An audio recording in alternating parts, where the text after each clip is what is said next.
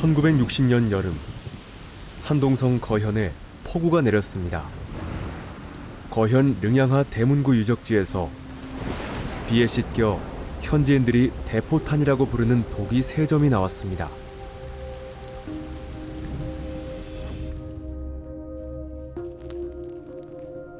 거현 문화재 부문의 직원들이 도착한 후 몸집이 크고 입이 크고 바닥이 뾰족한 독이들을 보았습니다. 깨끗이 씻은 후 놀랍게도 각 기물마다 일화산, 분, 자귀, 월, 도끼의 상형 요소를 의미하는 그림이 새겨져 있었습니다. 기물의 모양과 그 위에 새겨진 그림에 근거하여 현지인들은 이 3점의 도기를 일화산, 분, 자귀, 월, 도끼가 새겨진 대포탄이라고 불렀습니다. 1969년에 이 3점의 도기가 북경에서 전시되자 도기의 그림은 고고학계와 고문자학계의 큰 주목을 받았습니다. 일부 학자들은 이것이 5천여 년 전의 문자라고 주장하지만 다른 일부 학자들은 이러한 그림을 근거로 은상의 갑골문과 매우 유사하다고 보고 그것들이 상주시대 문자의 선조라고 주장합니다. 대포탄이라고 불리는 이 대형 도기는 자신의 이름인 대구존을 가지게 되었습니다. 그 후에 산동성 동남부의 거현 대주촌, 항루, 일조 요왕성과 안휘성 북부의 몽성 위지사 등 대문구 문화유적지의 고분과 제사갱에서도 유사한 그림이 발견되었으며 예외 없이 모두 같은 기물인 대구존에 나타난 것입니다. 그렇다면 이 그림들은 선사시대의 문자일까요? 그것들은 또 어떤 특별한 의미를 대표할까요?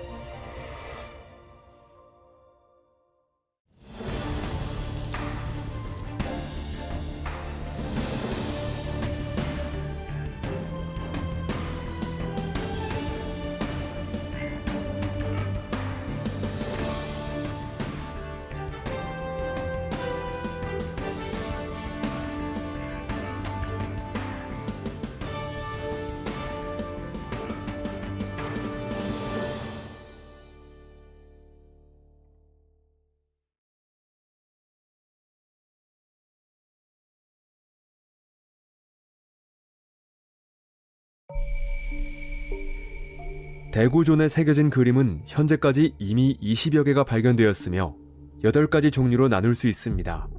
그림이 새겨진 도기 조각은 문화퇴적층의 내외에서 발견된 것 외에 대부분은 고분에서 나온 것입니다. 学术界就是2种观点，一种是符号，一种是文字。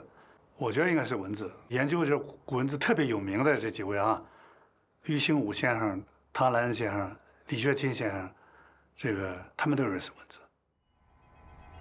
문자는 문명사회에 진입하는 중요한 표지 중의 하나입니다. 대문구 문화유적지에서의 그림 문자의 발견은 다시 한번 학술계에서 중국 문명 기원에 대한 대논쟁을 불러일으켰으며 고문자학자, 역사학자, 고고학자들이 분분히 저술하며 각자의 견해를 밝혔습니다. 故宫博物院的唐兰先生，他是古文字学家，他就写了好几篇文章，而且非常轰动的认为党口发现的这些所谓图像文字，他认为是汉字之源，他认为这代表了中国的奴隶社会，可以早到6000年以前。当然他的观点不是所有人都认可，但是我们相信在5、6千年的这个时候，已经出现了社会分化，已经出现了贫富分化，这个社会的复杂化程度远远超出了我们原来的想象。那个时候研究文明起源都是单个因素的，但是我们现在，在研究文明起源，一定是把它做一个整体看待。我们也提出了判断进入文明社会的中国方案，我们简单归纳为：生产发展人口增加，出现城市，社会分工、社会分化不断加剧，出现阶级，权力不断强，出现王权和国家。单个因素，某一个因素出现就是文明，这个应该是成为历史了。 그렇다면 대문구 문화 시기에는 문명사회에 진입하는 어떤 요소들이 있을까요? 고고학자들은 그들의 손에 있는 탐사삽과 손삽을 통해 문명의 기원과 발전 경로를 계속 찾았습니다.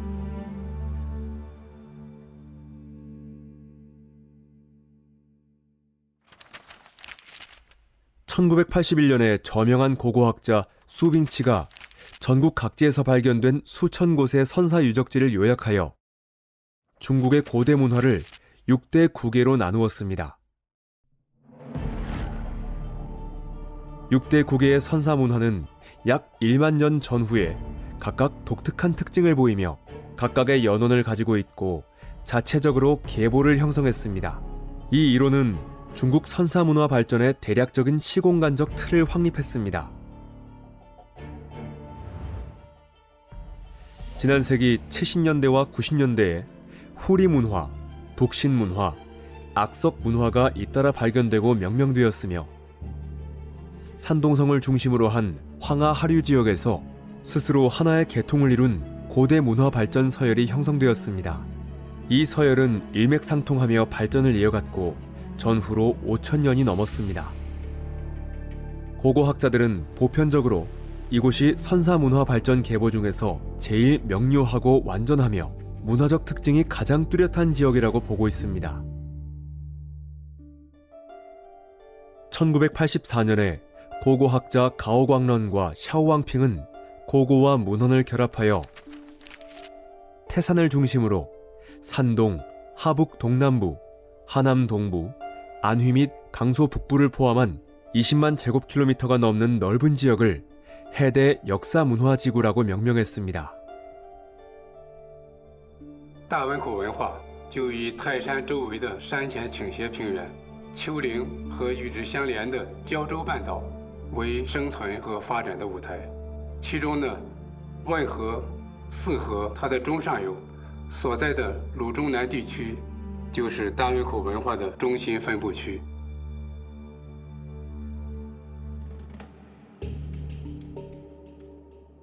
고고학자들은 산동 중남 지역의 고분에 두드러진 특징이 있음을 발견했습니다.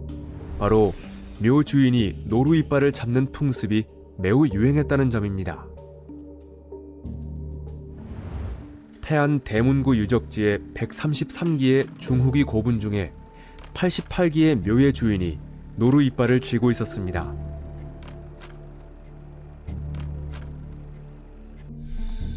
노루 이빨이 출토된 고분 중에는 중대형 묘도 있고 부장품이 거의 없는 작은 묘도 있었습니다. 고고학자들은 당시 사람들이 노루를 길한 동물로 여겼으며 묘 주인이 노루 이빨을 쥐고 있는 것은 단지 악을 물리치고 주술로 타인을 복종시키는 것으로 이는 오랜 전통 풍습이라고 보고 있습니다.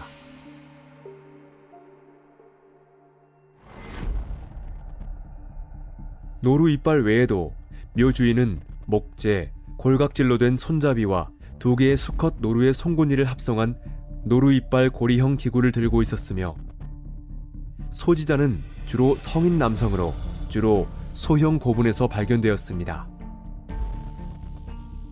고고학자들은 노루 이빨 고리형 기구는 소형 호신 무기이거나 생산 도구이며 소지자는 부락 집단 간의 전쟁과 사냥 활동의 주요 책임자로서 일반 사회 구성원 계층에 속해야 한다고 보고 있습니다. 이러한 평범한 사회 구성원들 외에 또 어떤 비범한 사회 구성원들이 있을까요?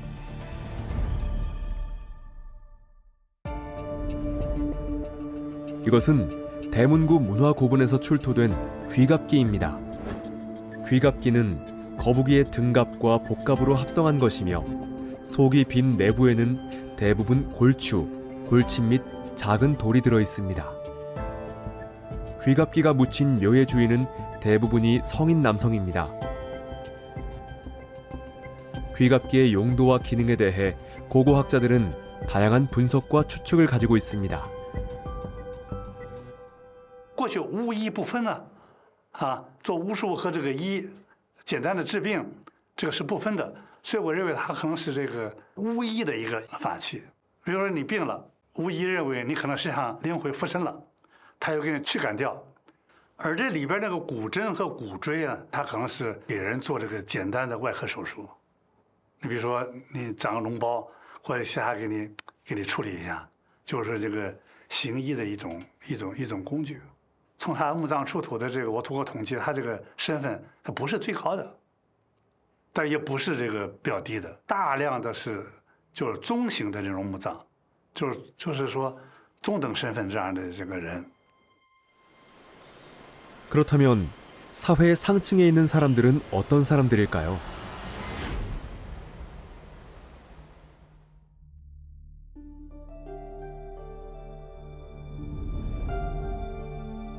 산동 중남 지역과 소북 일대 대문구 문화고분에서 특별한 기물인 골치아 조각통이 출토되었습니다.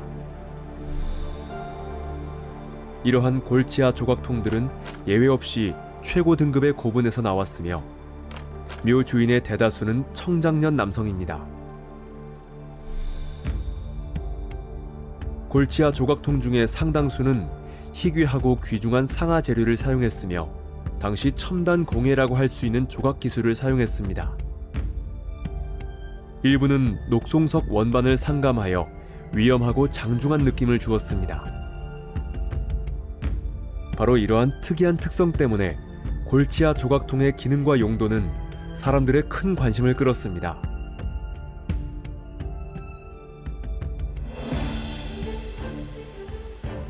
이것은 양저 문화에서 유행한 대형 옥기인 옥종으로 일반적으로 양저 사람들이 하늘과 통하는 법기로 보고 있습니다. 비록 사용된 재료는 다르지만 대문구 문화의 골치아 조각통은 양저 문화의 옥종과 많은 유사한 점이 있습니다. 모두 속이 빈 통형, 대칭적인 투공, 무리를 지은 줄무늬를 가지고 있습니다. 고고 학자들은 그것들이 모두 하늘이나 신과 통하는 도구와 제사를 지내는 법기로 사용되었다고 보고 있습니다. 그리고 그 소유자는 집단의 수장이며 제사장의 직책을 겸임하고 군정과 종교 대권을 한 몸에 지닌 통치자이어야 한다고 주장합니다.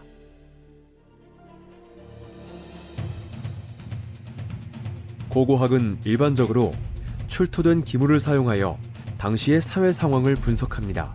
이러한 기물을 통해 대문구 문화 시기의 사회는 이미 분업이 생겼을 뿐만 아니라 계층의 분화 및 빈부의 분화도 발생했으며 권력을 장악하고 제사를 지내는 통치자도 등장했음을 알 수 있습니다. 당시 이미 매우 복잡한 사회였고 문명 사회에 진입할 기본적인 조건을 갖추고 있었습니다.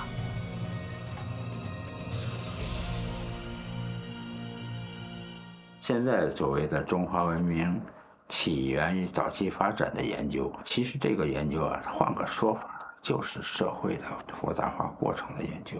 这个里边大汶口有它很明确的体现。 대문구 문화의 발전과 변화의 궤적을 올바르게 이해하기 위해 고고학자들은 대문구 문화를 조기, 중기, 후기 세 시기로 나누었습니다.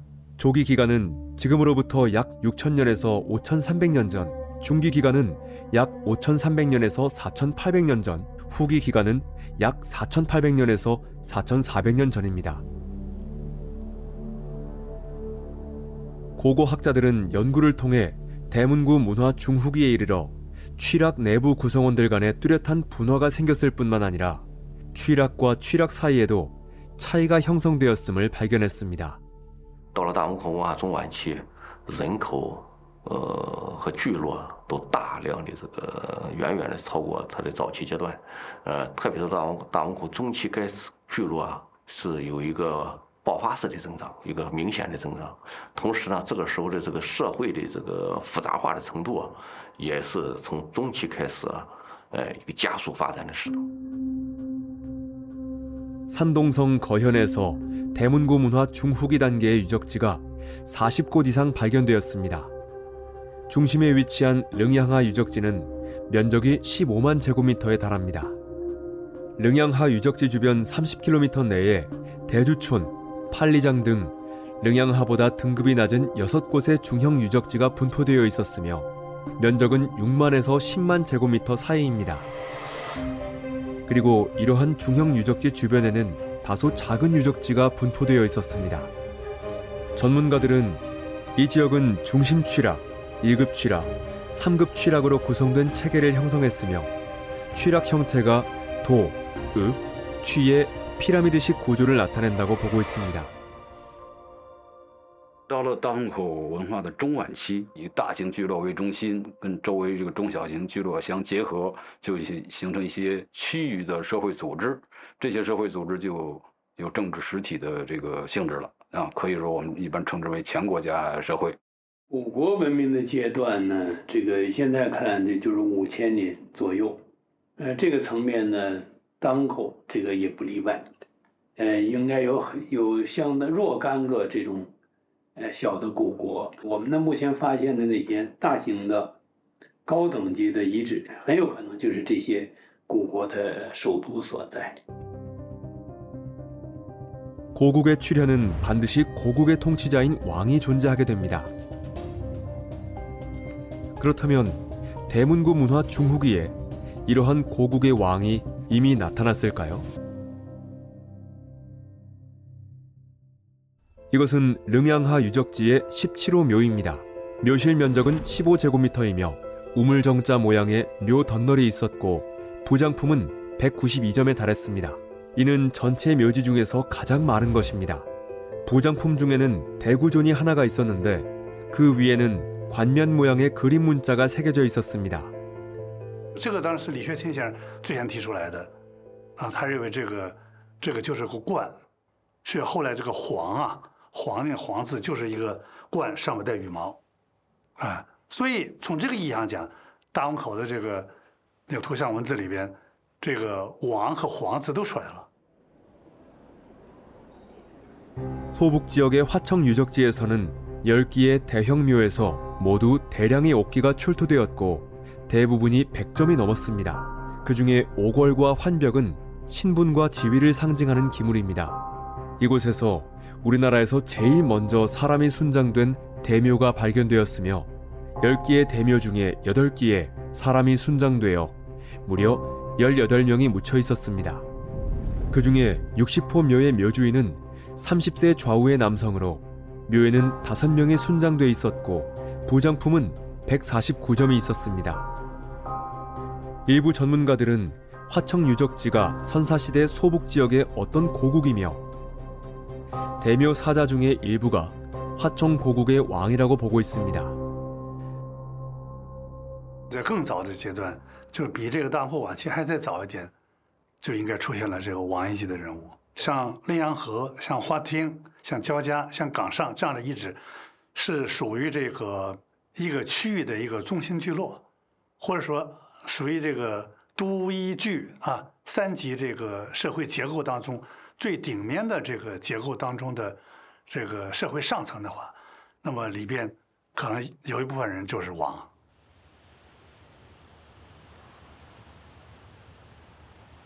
왕이 생기자 고고학자들은 왕의 도성인 성지를 계속 찾았습니다.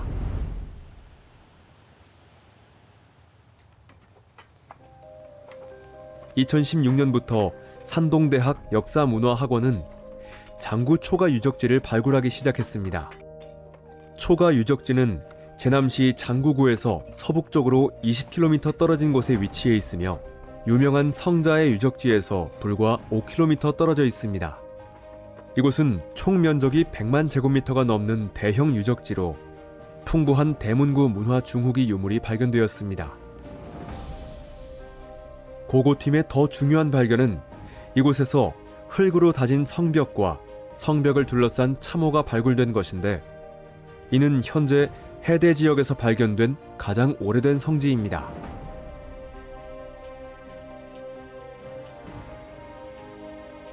(2020년 9월부터) (2022년 1월까지) 산동성 문물 고고연구원은 등주 강상 유적지를 발굴하였습니다. 발굴 면적은 약 1100제곱미터로 대문구 문화 중후기 유물이 매우 풍부하게 발견되었습니다. 동시에 이곳의 또 다른 고고학적 발견은 고고학계를 놀라게 했는데 그것은 흙으로 다진 대형 성벽과 참호입니다. 성지의 평면은 장방형에 가깝고 면적은 40만 제곱미터에 달합니다. 형태가 정연하고 기능 구조가 완비되어 있습니다. 현재 해대 지역에서 발견된 면적이 가장 큰 대문구 문화 성지이자 현재까지 같은 시기에 황하 유역에서 발견된 면적이 가장 큰 성지이기도 합니다. 성지 규모와 고분 차이 등 유적지의 유물에 근거하여 고고학자들은 강상 유적은 당시 이 지역의 중요한 중심 도시였다고 판단합니다. 中心这个聚落往往还有壕沟、好几重壕沟，甚至还有城墙啊。这样的国呢，它就不止一个啊。你说焦家是一个，大汶口可能是一个，岗上那肯定是一个，花厅也有可能是一个，就是一个大汶口文化里边可能各地大大小小的这种集体。 好，还有很多，意味着村落和村落之间的关系，它就有了控制与被控制的这些政治行为、政治活动，这个是在史前中国里边前所未有的一个新事物。 현재 해대 지역에서 대문구 문화 시기의 성지 6곳이 발견되었습니다. 성의 발견은 대문구 문화 고고에서 가장 중요한 발견이며 이는 문명사회에 진입한 가장 중요한 표지입니다. 성지, 고국, 왕묘, 문자, 현저한 계층 분화와 빈부 분화 이 모든 것은 새로운 시대의 도래를 명시합니다. 즉 대문구 문화의 중후기 단계, 즉 지금으로부터 5,000년 전 전후로 문명의 서광이 이미 해대 지역에서 솟아올라 문명사회의 조기 단계인 고국 시대에 접어들어섰습니다. 지난 세기 80년대에 고고학자 수빙치는 이미 국의 유형론을 제기한 후 또 중화 문명의 기원에 대한 만천성투서를 제기했습니다. 지금으로부터 5, 6천 년 전에 중원 지역의 양소 문화, 서려화 유역의 홍산 문화, 황하 하류의 대문구 문화, 장강 중하류의 굴가령, 석가하, 양저 문화 등에는 문명의 불꽃이 피어올랐습니다. 그것들은 마치 온 하늘의 총총한 별과 같이 기이함과 아름다움을 다투며 함께 다원화된 조기 중화 문명을 창조해냈습니다. 그리고 해대 지역의 대문구 문화는 온 하늘에 가득한 별 중에서 가장 빛나는 별이 되었습니다.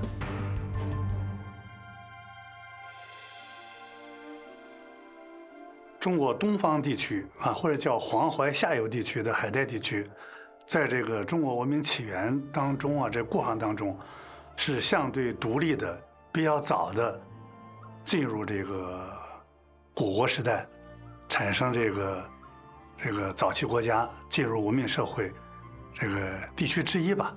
啊，我们不能说我们是唯一的，至少是和良渚和这个曲家岭和石家河。 和这个中原地区的仰韶晚期差不多的这样的一个时间进入文明社会。我们通常说的这个中华文明5000年，这个传统上一个说法，那最早它其实实际上根据文献记载，就是把三皇五帝，特别是五帝它的这个年代，能推定到5000年前。后来我们是通过考古的一系列重要发现来实证了中华文明5000年。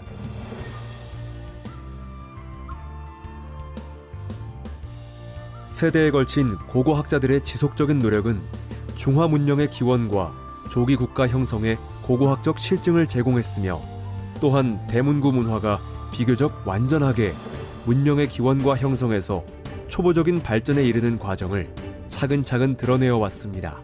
그 후에 고고학적 발견과 연구에 따르면 대문구 문화 중후기의 해대 지역은 이미 문명의 문턱에 들어섰을 뿐만 아니라 황하 유역과 장강 유역의 선사시대 문화의 각 대국의 선두에 섰습니다. 그것의 많은 문화 유전자는 후세의 찬란한 하상주 3세대 문명의 주요 원천이 되었습니다. 그렇다면 1000년 넘게 이어져 온 대문구 문화는 우리에게 어떤 전설적인 이야기를 들려줄까요?